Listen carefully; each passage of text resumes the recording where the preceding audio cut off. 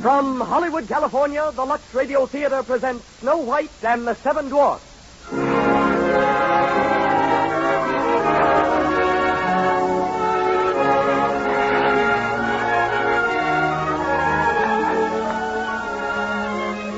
Lux presents Hollywood. It's one of the most beloved folk tales of all time, Snow White and the Seven Dwarfs. Walt Disney made it into one of the greatest pictures of all time. And tonight, for young and old, we bring it to the Lux Radio Theater. A charming story, the delightful music that you saw and heard on the screen. Aiding in tonight's production, and our guest of honor, is Walt Disney himself. Conducting our music is Louis Silvers. Mr. DeMilne will step before the curtain in just a moment. And now, your host and producer. Ladies and gentlemen, Mr. Cecil B. DeMilne.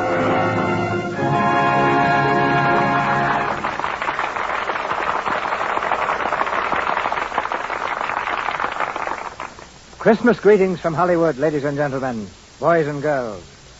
1 year ago, almost to the day, Walter Elias Disney was here in the Lux Radio Theater telling us about a picture he'd just completed called Snow White and the Seven Dwarfs. It was the first feature-length animated picture ever created. Into it had gone 3 years of work, of hope and daring, over 2.5 million drawings, and the services of more than 500 artists. It was therefore a rather nervous Mr. Disney who spoke to us that night.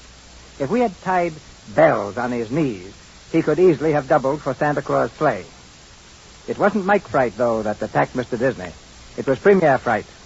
For on the night following his Lux broadcast, he was giving the world its first glimpse into animated fairyland. In the tiny hands of a little lady named Snow White lay the reputation and the future of Walt Disney. How this picture was received is history. It brought laughter and tears from the children and grown-ups of every nation. Praise came from the pulpit, from statesmen, from the press to this unassuming man, whom even his switchboard operator calls Walt. Harvard and Yale gave him honorary degrees, and the world its thanks. For to all of us, he recalled our childhood. We couldn't have chosen a more popular play for Christmas than Snow White and the Seven Dwarfs, nor a more appropriate guest than Walt Disney. Later on, we'll hear from him. Now we hear his masterpiece. Let's dim the lights a little. Let's sit down and shut our eyes. Forget the world and just imagine. As our curtain rises and the Lux Radio Theater presents Snow White and the Seven Dwarfs. We pause for station identification. This is the Columbia Broadcasting System.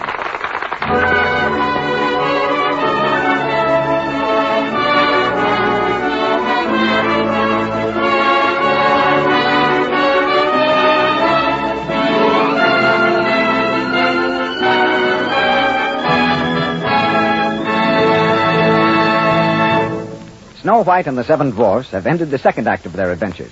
They're not going away, though. They'll be here again in a very little while to continue telling you their story. That will be Act 3. Right now, in our intermission time, Mr. DeMilne and our guest of honor are going to kind of talk things over. It's now my happy privilege to bring to the microphone one of the truly great men of the motion picture industry. Our distinguished guest is so well known that even to mention his name is utterly superfluous, like gilding the lily. Well, thanks. Therefore, I will not mention his name. Indeed, our guest is so modest and publicity shy that the mere mention of his forthcoming productions would send a shudder down his spine. Huh? Therefore, I'll refrain from any mention of them. Not even one? Instead, I'll let him interview me about my work. I must say, this is rather unexpected.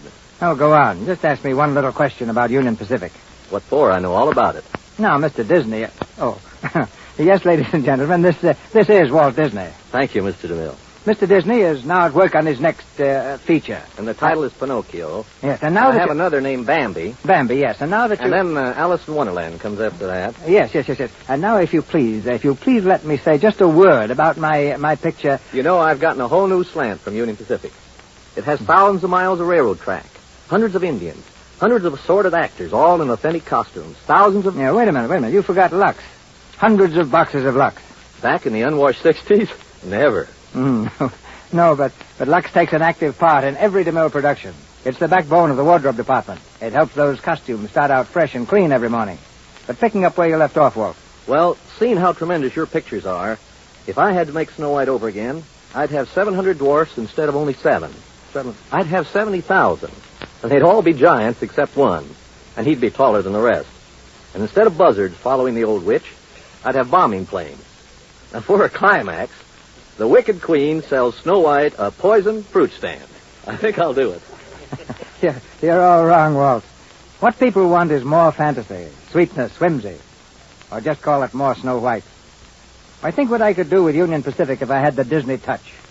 My hero could be a steam engine, a prince in disguise. One day as he was passing the roundhouse, he heard a sweet voice singing. And looking over the garden wall, he saw a beautiful coal car. Yes, Mr. DeMilne, that's colossal. And though she was a shabby coal car, she was really a princess. Her name was Snow White. No, Mr. DeMilne, if you do, I'll sue you. They fall in love. But the Great West in those days was a trackless wilderness. So one day, the handsome young locomotive says to his beloved, "Baby, we gotta make tracks." Well, in a crude way, that's the idea. But let's get serious, Walt. In making your pictures, do you follow any ironclad rules? Just one. Never do anything that somebody else can do better. That's why we ordinarily sidestep stories that could be done successfully in live action instead of animated action. And what about the future, as the art of animating human figures develops? We'll never do Hamlet. Want to bet? Well, to be honest, our medium is so young and so unexplored and so fascinating that we have to guard against daydreaming. We have too many immediate problems. And I think my most immediate problem is to let you get back to the play. Sit down then, Walt. But don't go away. Thanks, Mr. DeMilne. We'll be calling on you a little later.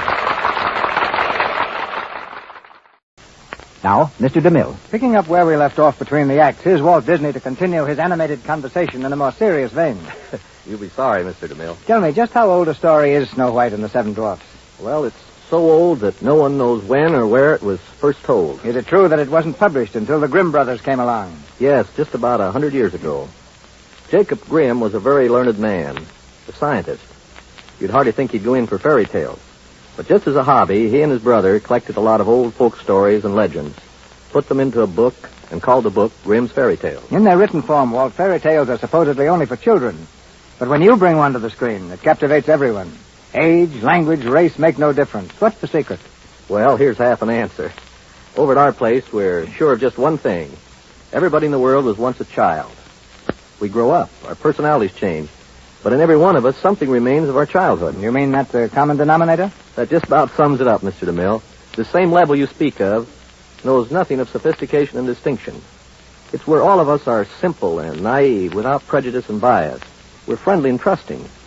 And it just seems to me that if your picture hits that spot in one person, it's going to hit that same spot in almost everybody.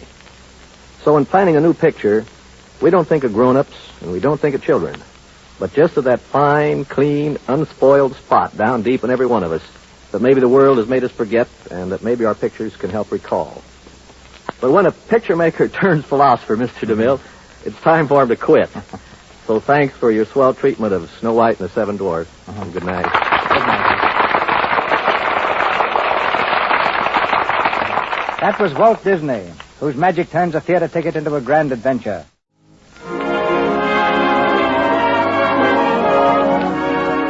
Our sponsors, the makers of Lux Flakes, join me in inviting you to be with us again next Monday night when the Lux Radio Theater presents Errol Flynn and Joan Blondell in Perfect Specimens.